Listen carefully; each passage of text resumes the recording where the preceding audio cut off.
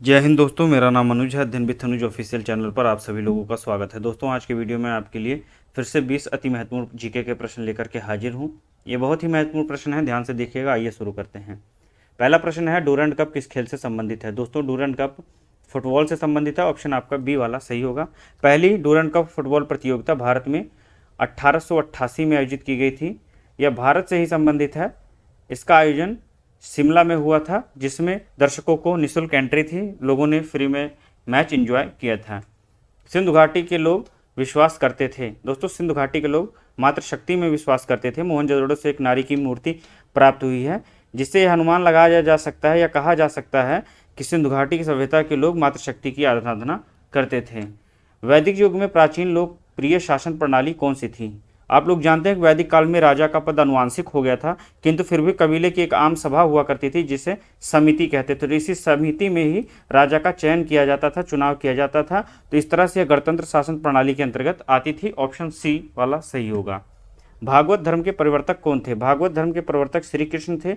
भगवान श्री कृष्ण का सर्वप्रथम उल्लेख छांदोग्य उपनिषद में हुआ है, जिसमें इन्हें देवकी का पुत्र और घोर अंगिरस का शिष्य कहा गया है। ऑप्शन आपका बी वाला सही होगा। जो कला शैली भारतीय और ग्रीक आकृति सम्मिश्रण से बनी है, उसे क्या कहते हैं?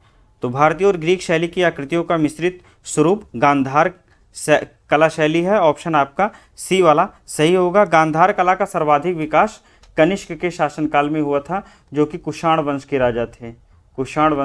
राजा थे। इन्होंने 78 ईस्वी में एक शक संवत की शुरुआत की थी। संवत चलाया था, जिसे शक संवत के नाम से जानते हैं, 78 ईस्वी में। नेक्स्ट क्वेश्चन, गुप्तोत्तर युग में प्रमुख व्यापारिक केंद्र था।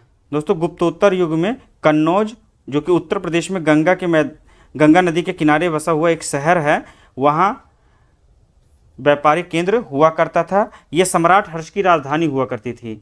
सम्राट हर्षवर्धन की जो है राजधानी हुआ करती थी।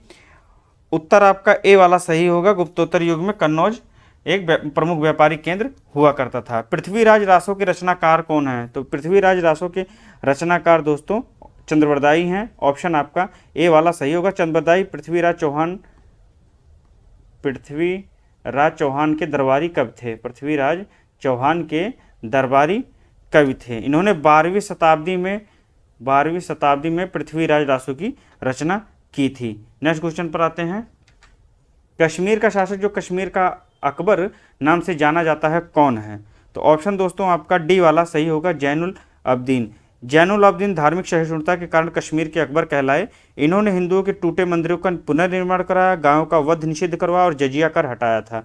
गायों को मारना प्रतिबंधित किया, टूटे मंदिरों को बनवाया, पुनर्निर्माण करवाया और इसके साथ साथ ही जजिया कर भी हटवाया था। इसलिए इन्हें कश्मीर का अकबर कहा गया। विश्व की सबसे बड़ी ताजे पानी की झील कौन सी है? विंडरमियर, लॉकनिस, वैकाल झील या सुपीरियर झील? तो दोस्तों, सुपीरियर झील विश्व की सबसे बड़ी ताजे पानी की झील है, जो कि कनाडा और संयुक्त राज्य अमेरिका के सीमा पर स्थित है। ऑप्शन आपका डी वाला सही होगा।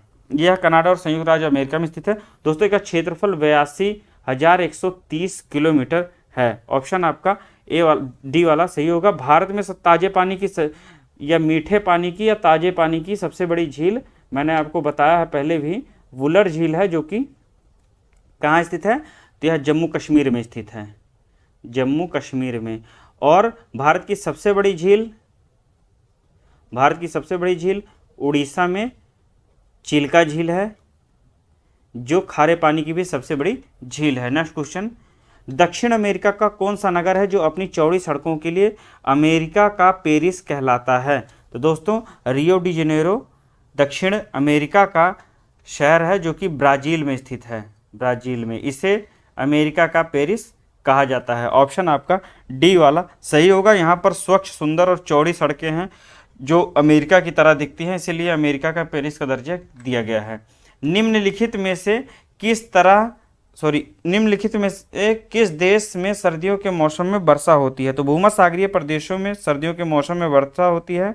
इस ढंग से देखा जाए तो चीन के कुछ क्षेत्र भूमध्य सागरीय प्रदेश के अंतर्गत आते हैं। ऑप्शन आपका ए वाला सही होगा। भूमध्य सागरीय क्षेत्र में जो है सर्दियों में वर्षा होती है, जो कि चीन का कुछ हिस्सा भूमध्य सागरीय जलवायु प्रदेश का हिस्सा है, इसलिए ऑप्शन ए सही होगा। नेक्स्ट क्वेश्चन पर आते हैं। प्रवाल द्वारा निर्मित ग्रेट बैरियर रीफ किस तट के समीप स्थित है? दोस्तों ऑप्शन डी होगा सही। ग्रेट बैरियर रीफ प्रशांत महासागर में स्थित है, प्रशांत महासागर में, जो कि ऑस्ट्रेलियाई क्वींसलैंड के तट पर है। ऑस्ट्रेलिया, यदि आपको ऑस्ट्रेलिया आता है तो इसको लगाइएगा, प्रशांत महासागर आता है प्रशांत महासागर लगाइए, क्वींसलैंड आता है तो क्वींसलैंड लगाइएगा। यह दुनिया की सबसे बड़ी प्रवाल भित्ति है, सबसे बड़ी प्रवाल भित्ति है। नेक्स्ट क्वेश्चन, निम्नलिखित में से कौन सा तत्व परमाणु ईंधन की श्रेणी में नहीं आता है? तो ऑप्शन आपका ए वाला सही होगा, कैडमियम। कैडमियम जो है आपका एक शीतलक है यह कैडमियम जो है आपका शीतलक है। ऑप्शन ए सही होगा। यह परमाणु ईंधन की श्रेणी में नहीं आता, जबकि थोरियम, यूरेनियम, प्लूटोनियम ये सभी परमाणु ईंधन के रूप में यूज किए जाते हैं। नेक्स्ट क्वेश्चन, कपास के रेशे को बीजों से अलग करने की प्रक्रिया क्या कहलाती है?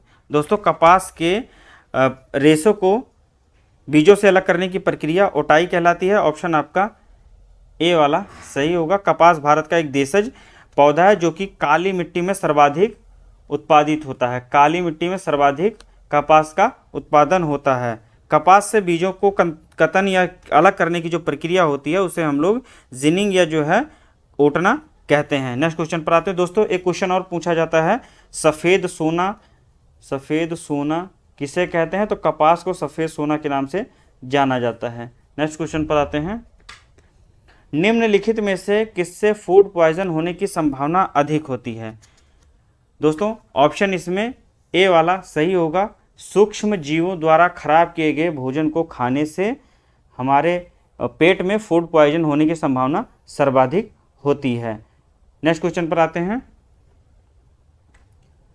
किस उपनिषद में यम और नचिकेता की कहानी का वर्णन किया गया है? कठोपनिषद, मुंडोपनिषद, छंदोगोपनिषद या उपर्युक्त में से कोई नहीं? तो यम और नचिकेता की जो कहानी का वर्णन है दोस्तों कठोपनिषद में किया गया है। ऑप्शन आपका ए वाला सही होगा। मुंडोपनिषद में भारत का जो राष्ट्रीय जो है वाक्य है सत्यमेव जयते वह लिया गया है।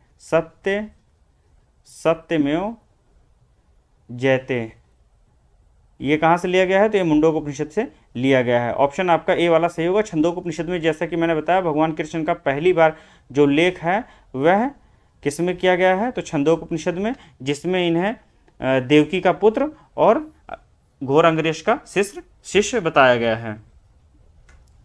प्रोग्रामिंग लैंग्वेज जावा का आविष्कार किसने किया था? 17 नंबर है क्वेश्चन आपका। प्रोग्रामिंग लैंग्वेज जावा का आविष्कार किसने किया था? तो 1991 में जो जेम्स गॉसलिंग ने प्रोग्रामिंग लैंग्वेज जावा का आविष्कार किया था। आपका ऑप्शन डी वाला सही होगा। जावा एक उच्च स्तरीय, मजबूत और सुरक्षित प्रोग्रामिंग लैंग्वेज है। मीटोरियोलॉजी किसका अध्ययन करता है? मीटोरियोलॉजी दोस्तों मौसम का अध्ययन करता है। मौसम की दशाओं का अध्ययन किया जाता है मीटोरियोलॉजी के अंतर्गत। ऑप्शन आपका सी वाला सही होगा। इसमें मौसम के उतार चढ़ाव समय समय पर होने वाले परिवर्तनों का अध्ययन किया जाता है। Land of the golden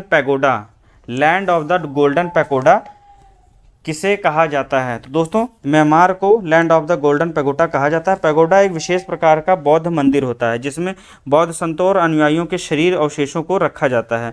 pagoda का शीर्ष स्वर्ण चादरों से बना होता है, सोने की चादरों से बना होता है।